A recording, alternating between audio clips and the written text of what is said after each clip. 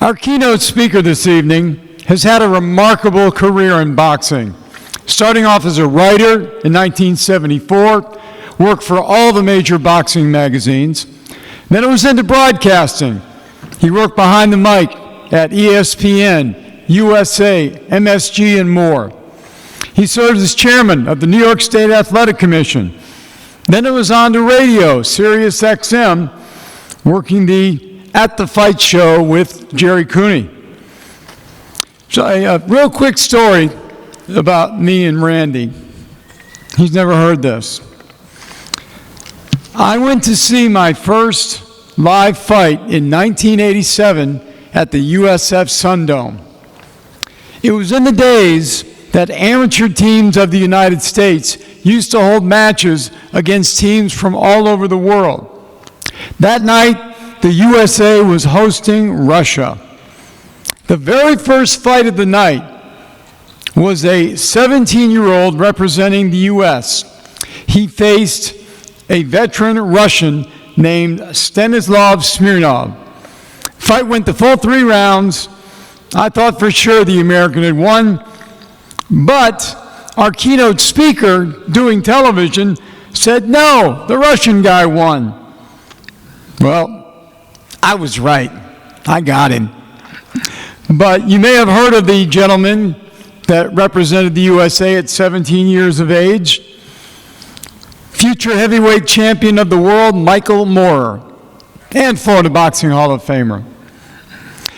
But our speaker has received many accolades. In fact, one just earlier this month. He was inducted in the International Boxing Hall of Fame class of 2025 in Canastota, New York. Ladies and gentlemen, a warm Florida Boxing Hall of Fame welcome for the one and only Randy Gordon.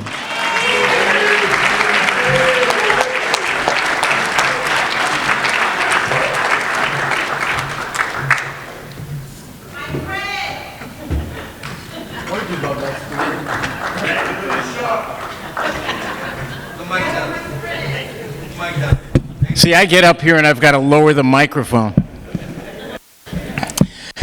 As many of you know, little guy here with a big mouth.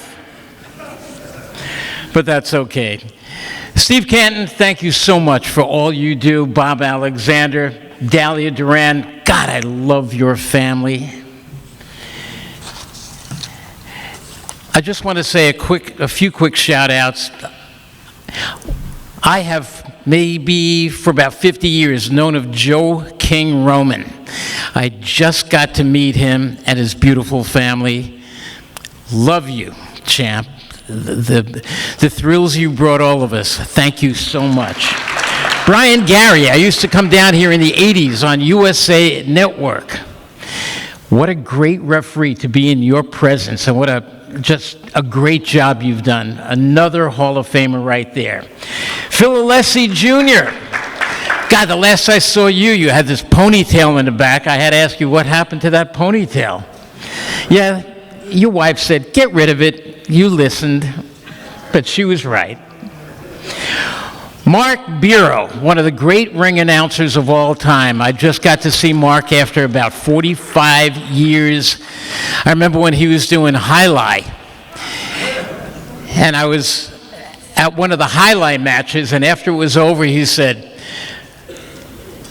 he gave the final score, and then he said, so for everybody, have a great night. This is Mark Biro saying bye-bye from Highlight.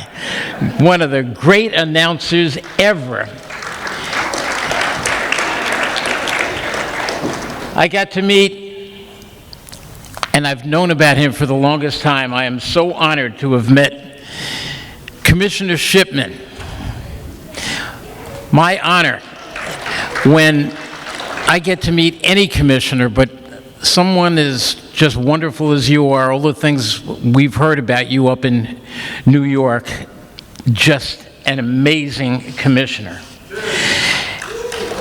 And congratulations to the entire class of inductees.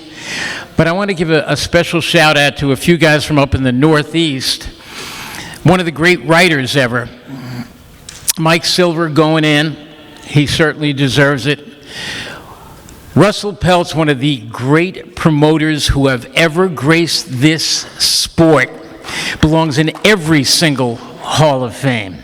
And we've had our run-ins, but you know what? In my heart, this man is truly a Hall of Famer in every way, one of the great boxing promoters ever. And I will say a big congratulations to Juan Laporte. You know, it was back in 1986, in April, I had just signed a brand new deal with the Madison Square Garden Network, and my first fight was going to be to announce Juan Laporte in a 10-rounder against the brother of former 140-pound champion Billy Costello. It was Vinny Costello. But it turned out on that night, my first night on the air on MSG, you couldn't ask for a worse fight to call. Now, it wasn't Juan's fault, and I've always gotten on Vinny Costello about this. Vinny decided that he was going to run, and when he wasn't running, he would grab.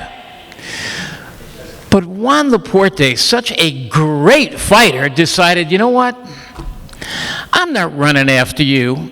And basically, the fight looks something like this.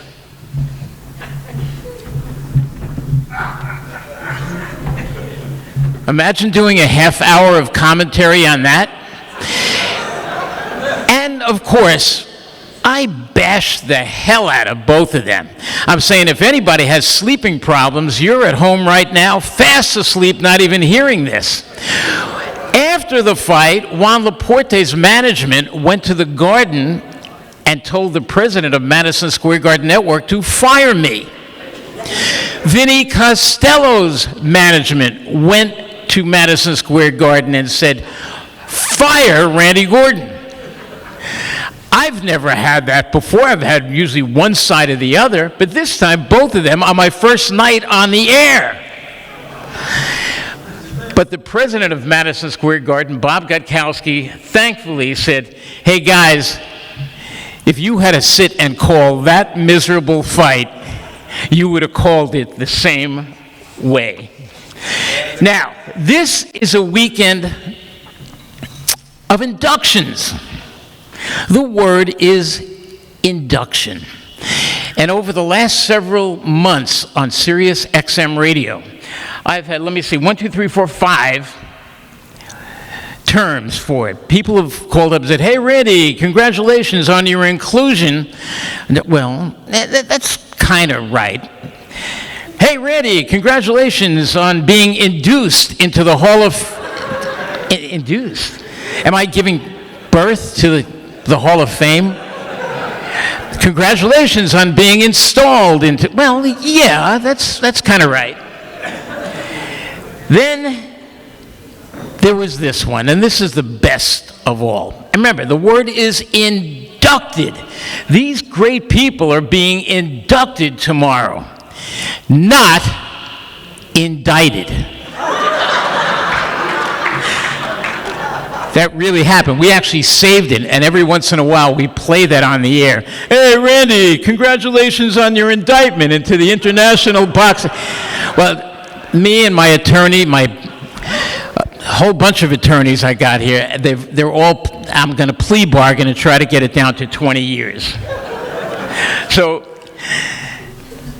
these are some of the things that go on. But, you know, during my 2 days here in Florida, and when you come from New York, all I've seen in the last couple of weeks is rain, rain, rain. I get down here, I'm waiting to see sun, sun, sun, and I'm sorry, I really didn't bring that rain with me. But this is the Florida Boxing Hall of Fame, and I've asked many of you, why do you come to an event like this? I want to hear different reasons. And what makes you keep coming back? And if it was your first time, would you come back again? I asked about 75 people, and here's what I got. People said, it's a lively crowd, and I love being around a lively crowd. I'm a boxing junkie. It's an amazing event. I love the camaraderie. Boxing people are unique. The boxing crowd is a fun, lively group of people. We are here to support each other. And as a longtime boxing fan, I think this thing is one of the best halls of fame there are. And then there's the one which I love most of all. And that one says, boxing people of all races, creeds, backgrounds, colors, financial status, all the rest, they all come together under one roof to celebrate the sport that we love so much. And that statement summed it all up. Because all you have to do is look around. Boxing people are like fingerprints. We're all different, but yet we're all the same. Every single one of us, different, but very much the same. We share the same love, the same passion for our sport. What I love about boxing is that exactly. Now, let's take it back to pre-World War I days, and you'll see when you think about this. Pre-World War I, take it back about 110 years ago, boxing was as racist as the rest of America. When Jack Johnson beat Tommy Burns to win the coveted heavyweight championship of the world, only a day after Christmas in 1908, it set off white America in a search to find the great white hope. Well, this pressured former champion James J. Jeffries to finally end his 6 years of retirement, and he came back to face the great Jack Johnson. Johnson absolutely toyed with Jeffries before the police finally stopped this thing in the 15th round. Actually right after the fight that night and the next day, there were race riots all over America with dozens of African Americans being killed in these race riots in racist America. Well, that was in 1910. In April 1915, America found its great white hope when Jess Willard beat Jack Johnson under pressure to get back to the United States in Havana, Cuba. And there was the great white hope. And the color barriers that Jack Johnson tried so hard to break were finally knocked down 22 years later when boxing's first African-American champion since Jack Johnson, Joe Louis, ascended to the throne of the greatest prize in all of sports, the heavyweight championship of the world. It was a title that was held by my buddy Pinklin Thomas. Pinklin, I think you realize exactly what that title meant, and I am just so proud that we're a part of each other's life, just to share a meal with you and your beautiful family. This is what boxing is all about. And that was 10 years when Joe Louis won the heavyweight championship. That was still 10 years before Jackie Robinson even broke the color barrier in 1947 as he signed with the Brooklyn Dodgers. Well, the world has come a long way since Jack Johnson fought for that heavyweight championship of the world. For heavyweight supremacy, for acceptance in the world. But he couldn't get it done because of racist white America. I am frequently asked what I love about boxing. All you have to do is look around. Look to your left. Look to your right. Look behind you. This is not 1915. It's 2025. There's no racism in this room. There's only a few things you're going to find here. And that's love. That's friendship. That's respect. That's admiration. That's camaraderie.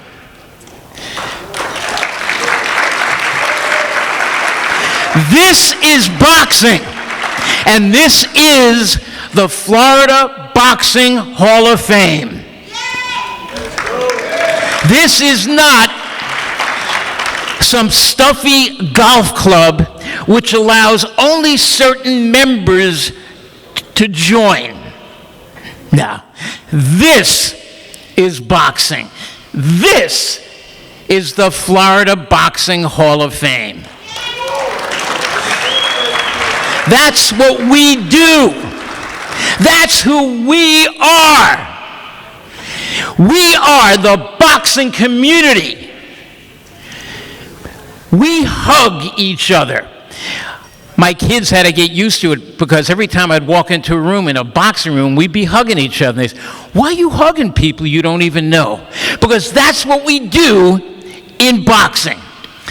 Quite frankly, I want to run around and give each one of you a hug. Even if I hugged you already, I want to hug you guys again. That's what boxing is all about. I wouldn't have it any other way. Thank you, everybody.